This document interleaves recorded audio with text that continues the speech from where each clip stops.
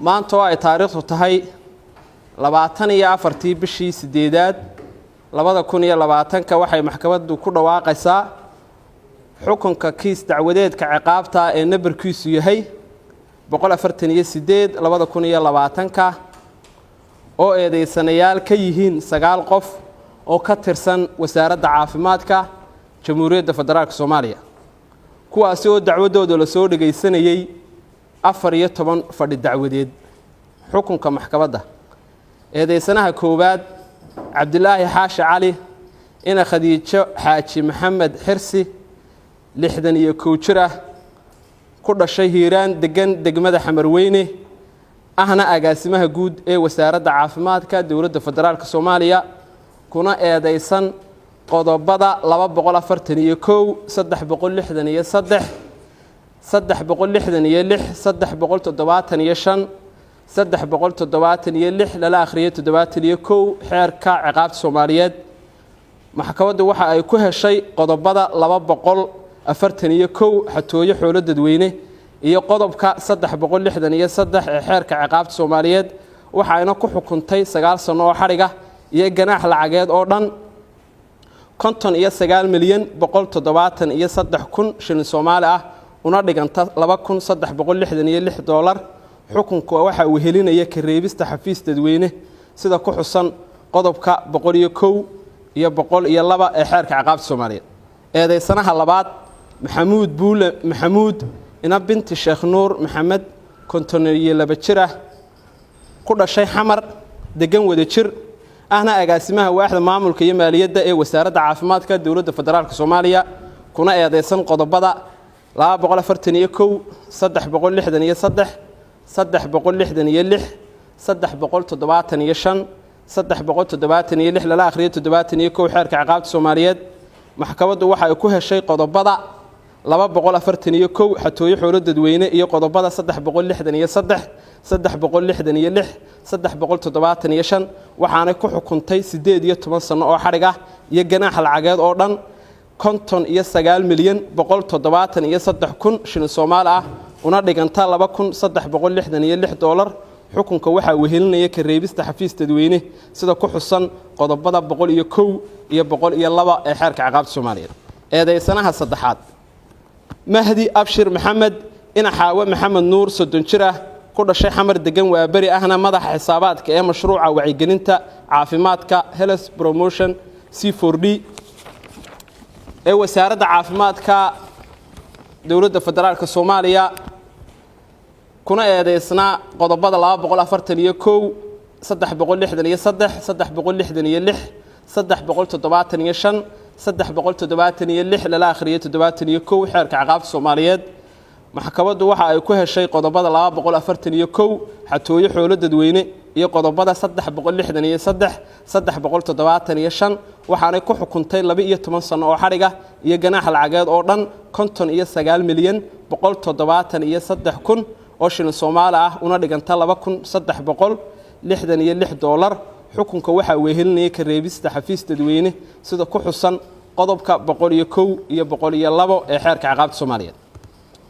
afar eedeysanaha afraad Bashiir Cabdi Nuur ina Xaliimo Qaasim Cabdi 34 jir ah ku dhashay Xamar degan hodan ahna xisaabiyaha mashruuca malaria HIV and AIDS ee wasaaradda caafimaadka dawladda federaalka Soomaaliya kuna eedeysnaa qodobada 241 366 366 375 iyo 376 lala akhriyay 71 xeerka ciqaabta Soomaaliyeed maxkamaddu waxa ay ku heshay qodobada 241 xatooyo xoolo dadweyne waxaana ku xukuntay 3 sano oo xariga iyo ganaax lacageed oo dhan 29 milyan 575 kun oo shilin Soomaali ah una dhiganta $183 xukunka waxa uu helinaya ka reebista xafiis dadweyne muddo 5 sano ah sida ku xusan qodobka 101 faqradda koowaad ee xeerka ciqaabta Soomaaliyeed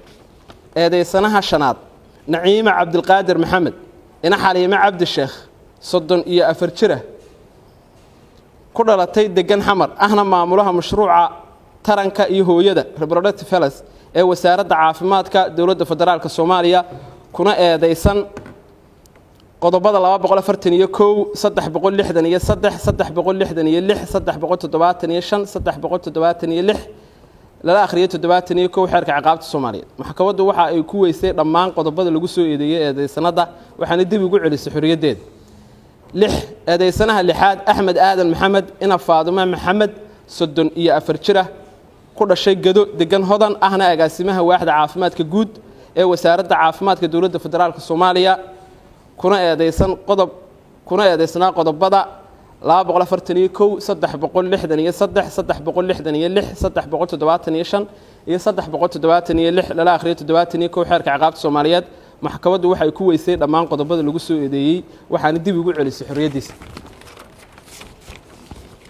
eedeysanaha toddobaad Cabdulqaadir Weheliye Afrax ina Jimco Gaafo kulmiye ahna agaasimaha waaxda saadka iyo adeega caafimaadka ee wasaaradda caafimaadka dawladda federaalka Soomaaliya kuna eedeysan qodobka 241 363 376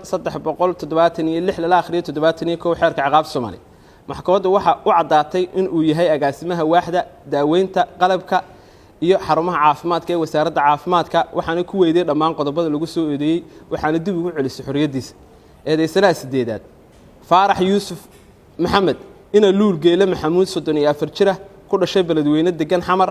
ahna maamulaha mashruuca wacyigelinta caafimaadka ee wasaaradda caafimaadka dawladda federaalka Soomaaliya kuna eedeysan qodobada 241 363 366 375 lala akhriyo 71 xeerka ciqaabta Soomaaliyeed maxkamadda waxa uu cadaatay inuu yahay madaxa qaybta wacyigelinta talaalka wasaaradda caafimaadka dawladda federaalka Soomaaliya waxaana ku weyday dhammaan qodobada lagu soo eedeeyay waxaana dib ugu celisay xorriyadiisa eedeysanaha sagaalaad Sumeeye Axmed Cismaan ina Duniye Cabdulle Cali 27 jir ku dhalatay Xamar degan howlwadaag ana xisaabiyaha mashruuca TB-da ee wasaaradda caafimaadka dawladda federaalka Soomaaliya kuna eedeysanayd qodobada 241 363 366 376 lala akhriyo 71 xeerka ciqaabta Soomaaliyeed maxkamaddu waxa ay ku weyday dhammaan qodobada lagu soo eedeeyay waxaana dib ugu celisay xorriyadeeda maxkamaddu waxay kala noqotay xukunsanayaasha damaanadii ay ku joogeen dhammaan dhinacyada waxa u furan rafcaan ku siman sida uu sharcigu tilmaamay wabillahi tawfiiq